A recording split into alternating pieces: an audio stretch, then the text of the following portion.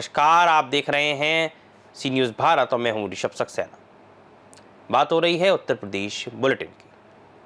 उत्तर प्रदेश की हर बड़ी खबर सबसे पहले सबसे सटीक अंदाज में अगले कुछ मिनटों में हम आपको देंगे प्रदेश की राजनीति, प्रशासन, अपराध और जनता से जुड़ी अहम खबरों का पूरा अपडेट। तो सबसे पहले बुलेटिन में बात होगी डिंडोरी की, जहां कलेक्टर के निर्देश पर कार्रवाई की गई और बिना लाइसेंस चल रही मेडिकल दुकान सील कर दी गई।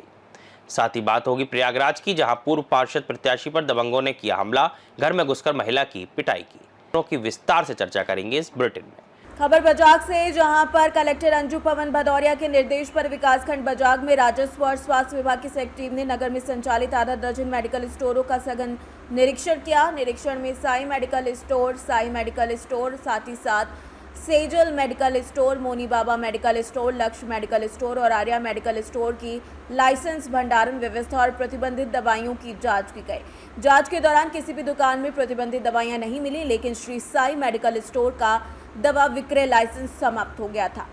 इसके कारण दुकान में रखी सभी दवाइयां जब्त कर बीएमओ बजाग को सुपुर्द कर दी गई हैं। टीम ने सभी मेडिकल संचालकों को समय पर लाइसेंस नवीनीकरण और दवा विक्रय नियमों का पालन करने के निर्देश दिए, साथ ही भविष्य में उल्लंघन पर कड़ी कार्रवाई की चेतावनी दी है। छिंदवाड़ा की घटना हुई है, बहुत ही खेदजनक है और इसके संबंध में जब सरकार की तरफ से एडवाइजरी जारी हुई और सभी जिलों को निर्देशित किया गया है कलेक्टर महोदय के द्वारा, तो तत्काल प्रभाव से तीनों सब डिवीजन में हमारी टीमें गठित की गई हैं एसडीएम की अध्यक्षता में। उसमें हमने ब्लॉक मेडिकल ऑफिसर को भी रखा हुआ है और क्योंकि ड्रग इंस्पेक्टर एक ही है यहाँ पर पूरे जिले भर के लिए, तो वो अभी डिंडोरी में कार्रवाई कर रहे हैं। यहाँ पर हमारी टीम, रेवेन्यू की टीम, ब्लॉक मेडिकल ऑफिसर, मैं स्वयं, हम लोगों के द्वारा पूरे सब डिवीजन में 4-5 जो कस्बे हैं वहाँ पर जितने मेडिकल स्टोर्स हैं सभी हम लोगों ने जांचें की है और विशेष रूप से जो कफ सिरप हैं उनके जो कॉम्बिनेशन है उनको चेक किया गया है कि ऐसा कोई कॉम्बिनेशन वाला कफ सिरप यहाँ उपलब्ध तो नहीं है जो कोल्ड ड्रिंक में पाया गया था। तो इस तरह के दोनों जो प्रतिबंधित कफ सिरप है वो हमें किसी भी दुकानों पर नहीं मिला, ना स्टॉक में था, ना ही इनके द्वारा पहले कभी मंगाया गया है। इसके साथ साथ हमने यहाँ पर सभी ब्लॉक मेडिकल ऑफिसर को ये कहा है कि आप लोग एडवाइजरी जारी करें सभी मेडिकल स्टोर्स को कि अगर इस तरह के बच्चों के कफ सिरप लेने के लिए कोई बिना प्रेस्क्रिप्शन के आता है तो वो उनको निर्देशित करें कि भाई आप डॉक्टर का प्रेस्क्रिप्शन लेकर आएँ, तत्पश्चात हम आपको बच्चों के कफ सिरप देंगे। सिर्फ मेडिकल स्टोर्स पे कार्रवाई भी की गई है, क्या मामला है? हाँ, देखिए, उनका जो रजिस्ट्रेशन था, रजिस्ट्रेशन वो एक्सपायर हो चुका था, जुलाई का उनका रजिस्ट्रेशन था।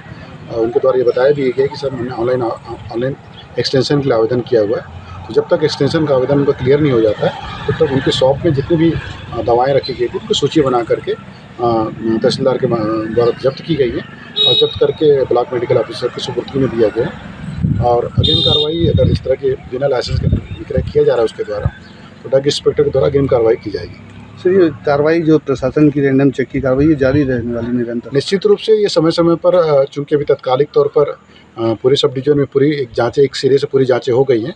इसके बाद कलेक्टर महोदय ने ड्रग इंस्पेक्टर को भी निर्देशित किया है कि अलग अलग सब डिवीजन में जाकर एक टीम के साथ एक बार फिर से पूरे मेडिकल स्टोर्स की चेक करें कि कोई भी प्रतिबंधित दवा, चाहे सिरप हो, चाहे दवाइयाँ हों, चाहे आपके कैप्सूल्स हों या अन्य दवाइयाँ हों, वो किसी मेडिकल स्टोर में उपलब्ध तो नहीं है। अगर उपलब्ध होती हैं तो उनके खिलाफ दंडात्मक कार्रवाई होगी। जो अपने यहाँ पे छिंदवाड़ा में दुर्घटना घटना हुई, बच्चों की जान गई, तो एडवाइजरी जारी की गई थी और अपने एसडीएम सर के अध्यक्षता में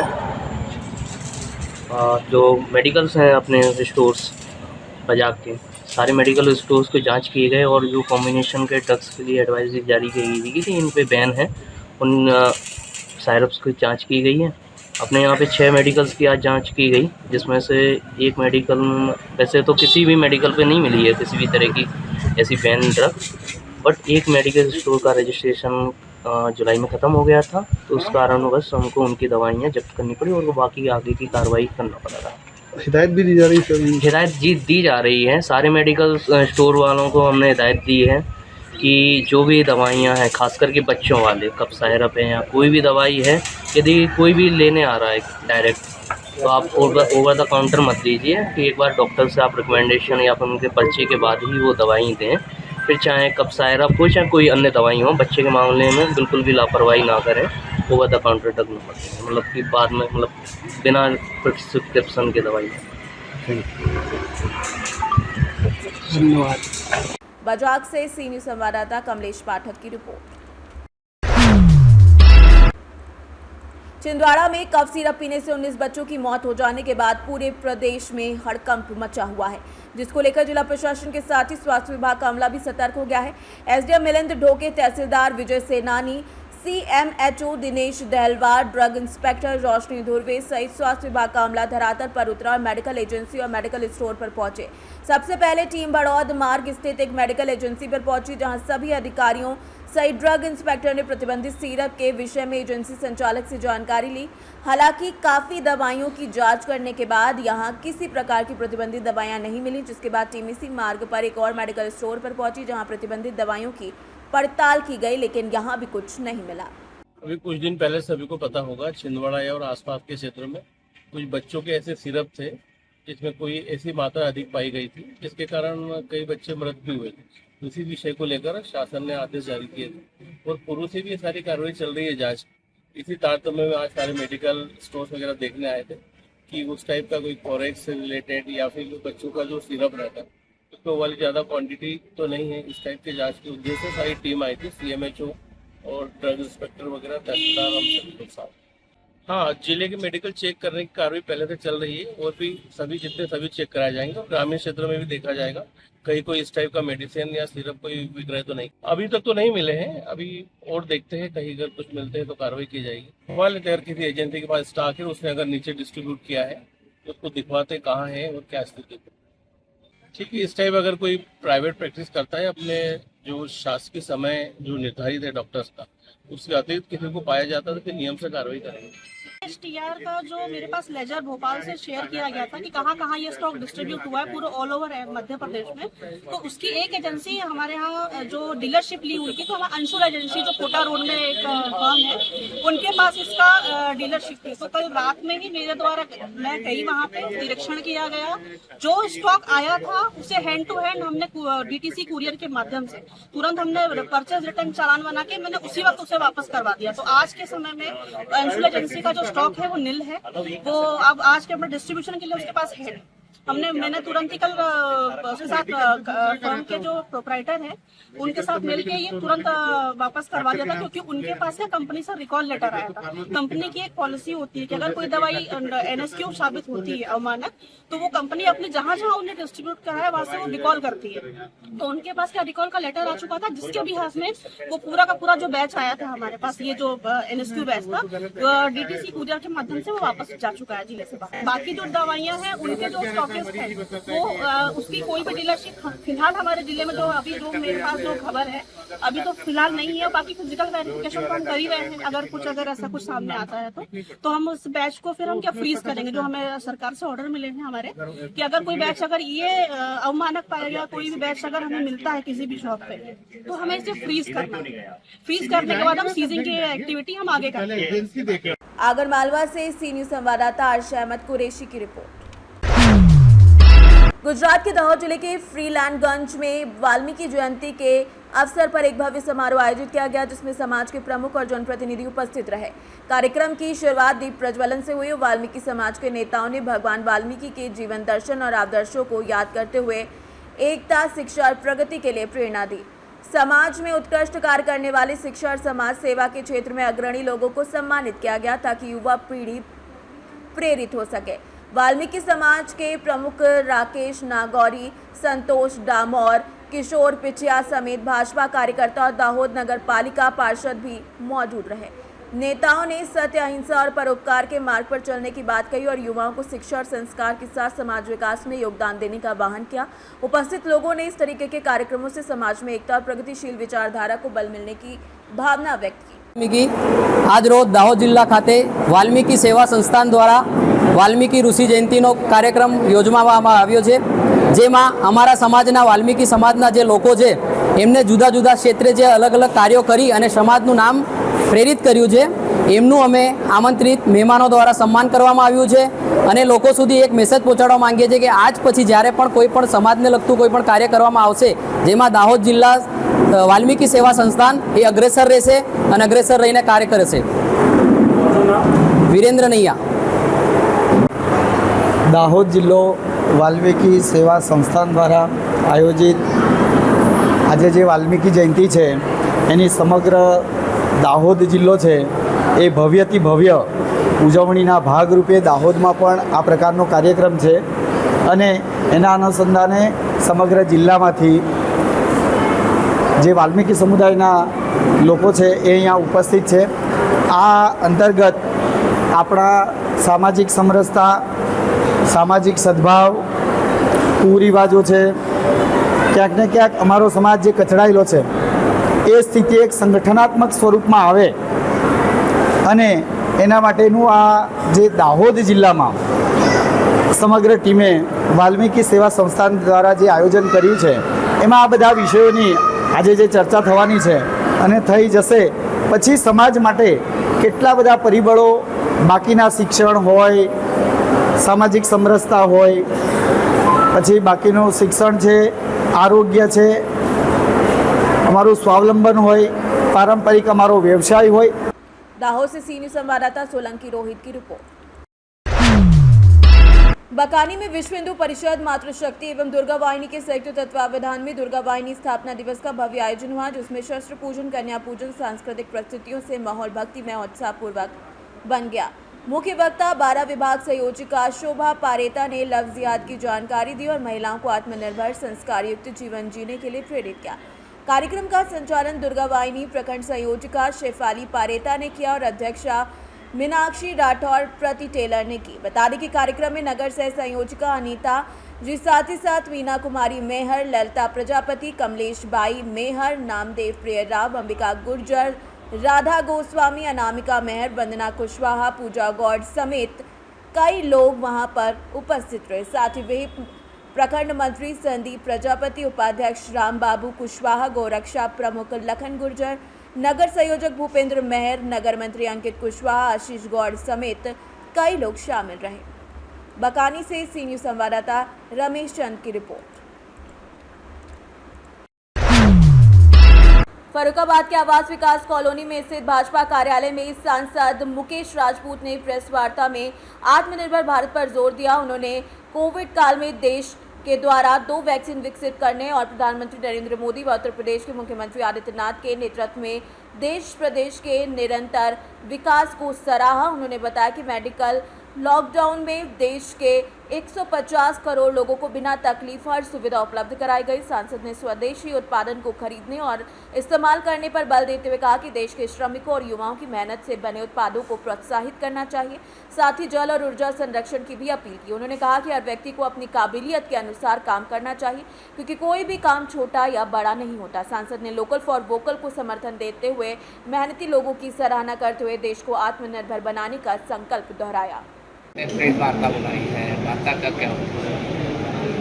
आत्मनिर्भर भारत एक अभियान है। अभियान क्या है, इसको हम लोग संकल्प के रूप में माननीय मोदी जी के नेतृत्व में इसे संकल्प के रूप में हम लोग लेते हैं। वैसे कोविड के समय कई देशों ने, आपने देखा, कई देश इसमें बर्बाद हुए, उनकी किस तरह से अर्थव्यवस्था चरमरा गई। लेकिन माननीय मोदी जी के नेतृत्व में, उत्तर प्रदेश माननीय योगी जी के नेतृत्व में अपने प्रदेश में और पूरे देश में कोविड के समय भी देश बराबर निरंतर आगे बढ़ता रहा। ये जरूर आर्थिक संकट जरूर थोड़े आए, परिस्थितियाँ थोड़ी भिन्न जरूर हुई, लेकिन कोविड के इस के समय जो हम लोग अपने कोविड को हराने का काम किया, ये कहीं न कहीं हर लॉकडाउन में भी अपने देश के 140 करोड़ लोगों को किसी तरह की कोई तकलीफ नहीं होने दी। ये पहली बार हुआ इतनी बड़ी जनसंख्या वाले क्षेत्रफल की आबादी वाले देश ने भी कोविड के समय में अपने नागरिकों को घर बैठे हर चीज़ सुविधा उपलब्ध कराई। और हमारे पास जब कोविड आया था, देश के अंदर वैक्सीन से लेके या हमारे पास सैनिटाइजर से लेके, मास्क से लेके, पीपी किट के से लेके कोई चीज़ अवेलेबल नहीं था। कोविड एकदम अचानक आया था। इस लॉकडाउन के समय में देश को संभालने का काम माननीय प्रधानमंत्री और उनकी टीम ने किया तो किया, साथ साथ में हम लोगों ने सैनिटाइजर, हम लोगों ने मास्क, हम लोगों ने पीपी किट, वेंटिलेटर, दवाएं, वैक्सीन आदि का निर्माण भी किया, जिससे अपने नागरिकों को तो उपलब्ध कराया और जो भी हमारे सहयोगी देश थे उन लोगों को भी हम लोगों ने इन चीज़ों को भेजने का काम किया। वहाँ भी जीवन रक्षक दवाएं भेजने का काम किया, पीपी किट की कहीं आवश्यकता हुई, मास्क की आवश्यकता वहाँ भी भेजने का काम किया। ये आत्मनिर्भर भारत की एक पहल थी। यही को देखते हुए इस देश को आत्मनिर्भर बनना चाहिए, क्योंकि हर गार्जियंस यदि 20-22 साल बाद अपने बेटे को आत्मनिर्भर बनाता है तो हमें भी चाहिए। हमारा देश आज़ाद हुए 75 वर्ष हो गए, ये आत्मनिर्भर कब बनेगा? तो अब संकल्प के रूप में हम लोग लेते हैं, इस देश को आत्मनिर्भर बनाएंगे माननीय प्रधानमंत्री के नेतृत्व में। तो हम 140 करोड़ लोगों का सबका कर्तव्य बनता है कि हम अपने देश में जो भी स्वदेशी उत्पादन है, जिसमें हमारे देश के श्रमिकों का पसीना लगा हो, जिस प्रोडक्ट में हमारे देश के नौजवानों का मेहनत पसीना लगा है, वो उत्पादन हमें खरीदना है। हमारे जनपद में, हमारे प्रदेश के हमारे जनपद के जिसमें नौजवानों को, बहनों को, बेटियों का पसीना लगा है, श्रम लगा है, वो हमें अपने प्रोडक्ट को खरीदने चाहिए और दूसरों को भी हमें प्रेरित करने चाहिए। लोग हैं उनसे भी ज़्यादा वो कमा के जाता है, लेकिन ऐसी चीज़ों मेरा कहने का तात्पर्य यही है कि हम जिस काम में दक्ष हों, जिस काम में हमारे पास कौशल हो, उसको हमें बड़ी सफलतापूर्वक काम करना चाहिए। उसे नफरत नहीं करना चाहिए, ये भावना से नहीं देखना चाहिए। हम उसे बड़ी ही सफलतापूर्वक, बड़ी खुशी के साथ में इस देश को हम मजबूत करने के लिए, अपने परिवार को मजबूत करने के लिए, अपने जनपद को मजबूत करने के लिए, अपने क्षेत्र के विकास के लिए हम सबको छोटे से छोटा काम, बड़ा से बड़ा काम, जो भी हमारे जिसमें दक्ष हो वही काम करना चाहिए। कि यही मेरा आत्मनिर्भर भारत बनाने के लिए 5 बिंदुओं पर विशेष रूप से मैं बताना चाहता हूँ कि हर नौजवान 130 करोड़ हमारे देश के देशवासियों को चाहिए कि हम इस देश संकल्प लेना, अभियान नहीं, माननीय मोदी जी ने अभियान छेड़ा है, लेकिन हम सबको ये संकल्प लेना है इस देश को आत्मनिर्भर भारत बनाना। फर्रुखाबाद से सी न्यूज़ संवाददाता आदेश की रिपोर्ट। कैमूर जिले के भभुआ थाना क्षेत्र के परसिया गांव में एक 16 वर्षीय नाबालिग लड़की ने कुएं में कूदकर आत्महत्या कर ली। मृतका ऐश्वर्या कुमारी महावीर तिवारी की पुत्री बीती रात शौच के लिए घर से बाहर गई थी, लेकिन देर रात तक वापस नहीं लौटी। उसकी तलाश के बाद उसका शव गांव के पास विद्यालय के नजदीक कुएं में मिला। पुलिस ने शव का पंचनामा कर पोस्टमार्टम के लिए भेजा और जांच के दौरान मृतका के घर से एक सुसाइड नोट और मोबाइल फोन बरामद किए गए। सुसाइड नोट में लड़की ने लिखा कि एक युवक ने उसके साथ विश्वासघात किया, जिससे आहत होकर वो ऐसी घटना को अंजाम दे रही है। फिलहाल पुलिस ने सुसाइड नोट को जब्त कर लिया और पूरे मामले की जांच पड़ताल कर रही है। आत्महत्या के सर क्या मामला है? आज सुबह में एक परसिया गाँव की बच्ची का गुम होने का हम लोग सूचना मिली थी और भभुआ थाना में उसका एंट्री करके जांच किया गया। तो जांच के क्रम में एक मध्य विद्यालय परसिया के पास एक डेड बॉडी मिली कुआं में, जिसकी पहचान उसी बच्ची के रूप में हुई। और उस बच्ची के घर से एक सुसाइड नोट और एक मोबाइल फ़ोन बरामद हुआ। सुसाइड नोट में वो स्पष्ट रूप से अंकित किया गया है कि किसी लड़के के द्वारा विश्वासघात किया गया था, उस कारण से जो है उसके द्वारा। अभी क्या कार्रवाई हो रही है सर? हम लोग परिजनों के संपर्क किए हैं और परिजनों के का जो उनसे प्रतिज्ञान या फिर उनके आवेदन पर के आधार पर हम लोग आगे की कार्रवाई करेंगे। सब का पोस्टमार्टम भी हुआ? जी हाँ, सबको हम लोगों ने। ठीक। कैमूर से सी न्यूज़ संवाददाता ओम प्रकाश तिवारी की रिपोर्ट। प्रयागराज के झूसी थाना क्षेत्र की कनिहार में पूर्व पार्षद प्रत्याशी मोहम्मद रईस उर्फ पिंटू और उनके चालक वकील पर दबंगों ने हमला कर दिया। वो 6 अक्टूबर को कचहरी से घर लौट रहे थे, तभी कनिहार के पास दबंगों ने गाड़ी रोककर चालक को गालियां देते हुए मारपीट की। विरोध करने पर प्रत्याशी को भी पीटा। 112 नंबर पुलिस के आने के बाद दबंग फरार हो गए। उसी रात दबंगों ने पार्षद प्रत्याशी के घर पर भी तांडव किया, जहां उनकी पत्नी अफसाना बानो ने आरोप लगाया कि दबंगों ने गालियां दी, मारपीट की और घर में तोड़फोड़ की, जिससे वो दहशत में आ गए। चालक, वकील और पत्नी ने झूसी थाने में तहरीर देकर कार्रवाई की मांग की है। पुलिस मामले की जांच कर रही है। थाना प्रभारी ने बताया कि दोनों पक्षों की तहरीर मिली है और फायरिंग की घटना की जांच की जा रही है। अफसाना बानो ने कहा कि विपक्षी अपराधी खुलेआम गुंडागर्दी कर रहे हैं और अगर कार्रवाई नहीं हुई तो मुख्यमंत्री से न्याय की गुहार लगाई जाएगी। हमारा नाम वकील अहमद है सर, हमारा घर कनिहार में है। क्या मामला है पूरा? मामला ये, कल मैं इलाहाबाद से आ रहा था अपनी गाड़ी लेके, तो हमारा मालिक बोले कि चलो हम तुमको छोड़ देते हैं। वहाँ से काफ़ी रात हो गया था, 8 बज गया था। हम लेके गाड़ी जा रहे थे, हमको रास्ते में अटैक करके रोक लिया। कहाँ पे? किस ये जगह? कुशमीपुर चौराहे के पास, कन्हार थोड़ी दूर आगे। हम अपने घर जा रहे थे, और उसके बाद हमारे साथ जब हम बोले भाई गाड़ी हटा लो, तो कौन लोग थे वो लोग? वो अश्वनी यादव हैं और जो कौन है, था? और वो एक और से आशीष हैं उनके भाई, वो थे। ये 2 लोग मिल के हमको बहुत मारे। उसके बाद जो है मारने के बाद जो है हमारे कनपट्टी के पास पिस्टल लगा दिए। अच्छा। बोलेगा ज़्यादा बोलोगे साले जान से मार दूंगा।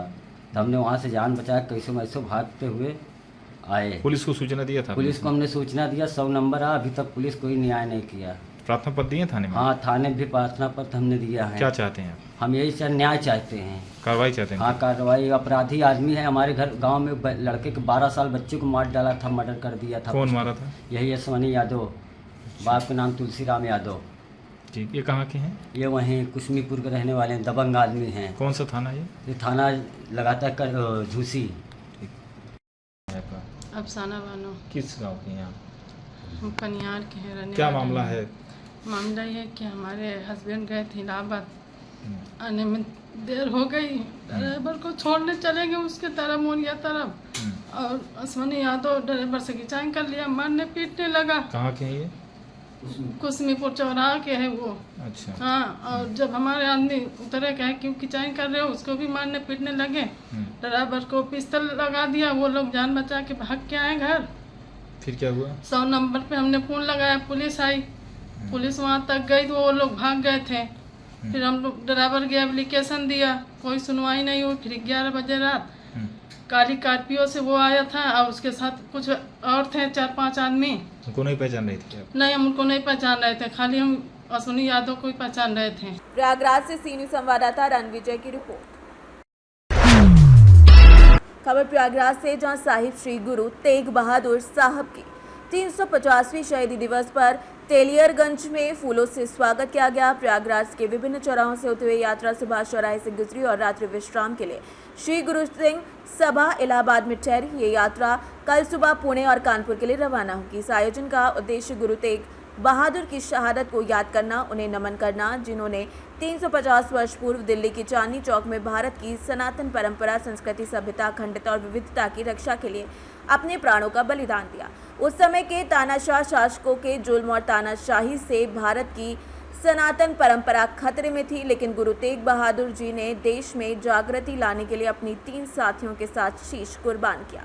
गुरु गोविंद सिंह ने भी अपने परिवार और सरवन का बलिदान देकर विरासत को सुरक्षित रखा। गुरु तेग बहादुर जी की शहादत ने हर भारतीय बच्चे में को ये संदेश दिया कि हम सब एक ईश्वर की संतान हैं, किसी से डरने या अधीनता स्वीकार करने की ज़रूरत नहीं है, और अगर अपने अधिकारों के लिए प्राणों का उत्सर्ग करना पड़े तो पीछे नहीं रहना चाहिए।